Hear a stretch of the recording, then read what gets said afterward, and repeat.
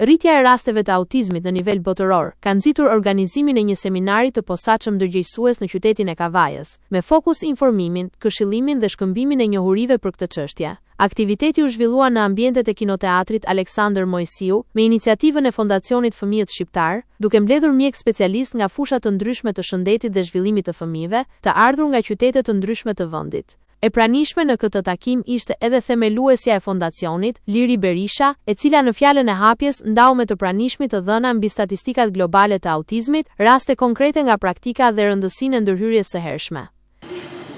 Prindërit atë kohë e fshinin, ndërsa sot natyrshëm lindin disa pyetje. Pse flitet kaq shumë për autizmin? Autizmi a njihet? A është njoftur përpara? Pse sot flitet në këtë lloj forme dhe jo siç ka qenë? Si shpjegohet kjo rritje statistikave? A ndikojnë ambienti? A jemi të rrezikuar? Si mund të mbrohemi? Autizmi akoma mbetet një fenomen i panjohur, por për to është punuar dhe punohet në mënyrë të vazhdueshme. Sot, pas kancerit edhe sidës, autizmi vihet në plan të tretë ose janë të tre në plan të parë për të studiuar dhe për të zbuluar. Pasi shkaqet e tij nuk dihen dhe shumë probleme nga gjithë këto pyetje që tham mbeten pezur mbasi shkaqet e autizmit nuk dihen. Por çfarë duhet bëjmë që ta sfidojmë autizmin? Ne duhet të njohim disa probleme të cilat duhet t'u bëjmë të njohura nënave, edukatorëve, arsimtarëve, mjekëve, të gjithë shoqërisë. Berisha theksoi se prindërit duhet të jenë të vëmendshëm ndaj shenjave të para dhe të mos presin derisa simptomat të bëhen më të dukshme, pasi ndërhyrja në kohë është thelbësore për zhvillimin e fëmijës. Në seminar mori pjesë edhe kryetari i Bashkisë së Kavajës, Fisnik Qosja, i cili shprehu mbështetjen e institucionit vendor për këtë kategori fëmijësh. Por unë do të mbetem në dy momente që i përket pak edhe pushtetit lokal dhe bashkisë dhe mua si drejtues i pushtetit lokal. E para, mësimin ne kemi një qendër shumë të mirë, ditore, me profesionistë shumë të mirë, ku edhe dora bashkisë ka bërë maksimum që të jemi në performancë të duhur.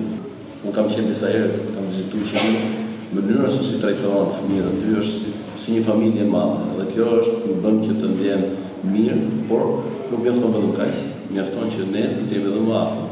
Qosja nënvizoi se qendra për fëmijët me autizëm dhe sindroma të tjera në Kavaj mbetet në vëmendjen e vazhdueshme të bashkisë dhe konsiderohet një model shërbimi për trajtimin dhe përkujdesjen ndaj kësaj kategorie. Më pas, specialistët e pranishëm ndan opinione dhe përvojat e tyre mbi mënyrat e trajtimit, rëndësinë e diagnostikimit të hershëm dhe rolin vendimtar të familjes në procesin e integrimit të fëmijëve me autizëm në shoqëri. Gjëja e parë që bëjnë në vlerësimin e këtyre fëmijëve është vështrimi dhe vënia e veshit, të cilët këta fëmijë e kanë jo cilësore ose u mungon fare. Është një mënyrë ndryshe e të perceptuarit të votës që kërkon mirëkuptim, durim të jashtëzakonshëm, profesionalizëm dhe mbi të gjitha zemrën.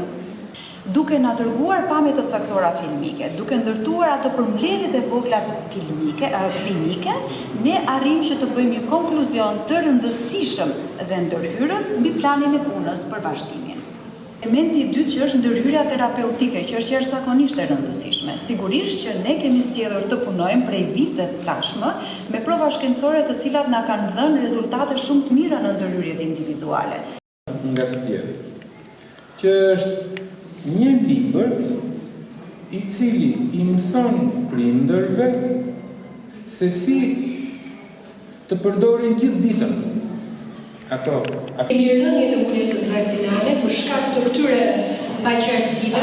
Kemi madje diku edhe në përkonsultore këto rekomandime që ju sapo dhanë nga vetë mjekët, këto pyetje që ngacmojnë le të themi ndërgjegjen e vetë prindërve. Ekspertët theksuan se rezultatet konkrete tregojnë se kujdesi në kohë mund të frenojë zhvillimin e simptomave dhe të ndihmojë ndjeshëm integrimin social dhe arsimor të fëmijëve. Pas seminarit, Liri Berisha, e shoqëruar nga kryetari i bashkisë, vizitoi edhe qendrën ditore për fëmijët me aftësi të kufizuara në Kavaj, ku u njoh nga afër me kushtet dhe shërbimet që ofrohen për këtë kategori. Ky aktivitet shërbeu jo vetëm si një forum informues për prindërit dhe specialistët, por edhe si një thirrje për më shumë vëmendje institucionale dhe shoqërore ndaj fëmijëve me autizëm dhe familjeve të tyre.